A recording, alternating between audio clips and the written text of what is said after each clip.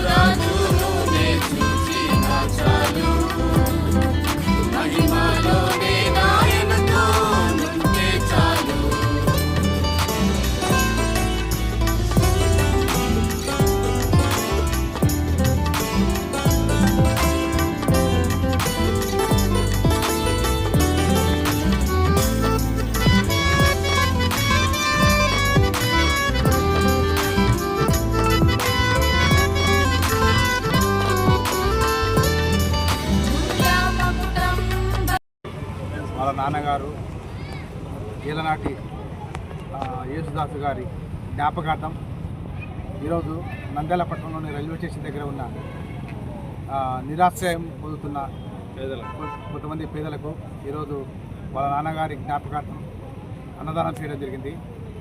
ముఖ్యంగా ఈనాటి కాలంలో తల్లిదండ్రులు బతుకున్నప్పుడే చాలామంది పేరెంట్స్ సరిగా వాళ్ళని చూసుకోవడం లేదు, అన్నం పెట్టడం లేదనే మాట మనం వింటూ ఉంటాం.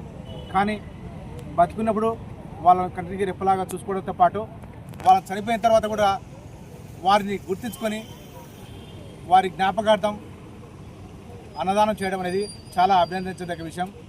జాషువా అన్నగారిని ప్రతి ఒక్కరు కూడా ఆదర్శంగా తీసుకొని వాళ్ళ తల్లిదండ్రులకు మంచి సముచిత గౌరవం. దివంగత మాస్టర్ అయినటువంటి యేసుదాసు గారి జ్ఞాపకార్థం ఈరోజు సీనియర్ జర్నలిస్ట్ అయినటువంటి జాషువా అన్నదాన కార్యక్రమం నిర్వహించినాడు.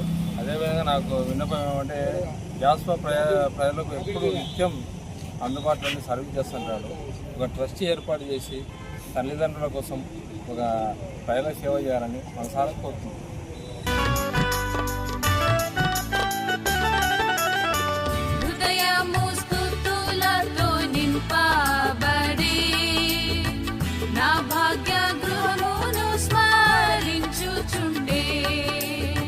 హృదయము స్తుతులతో నింపా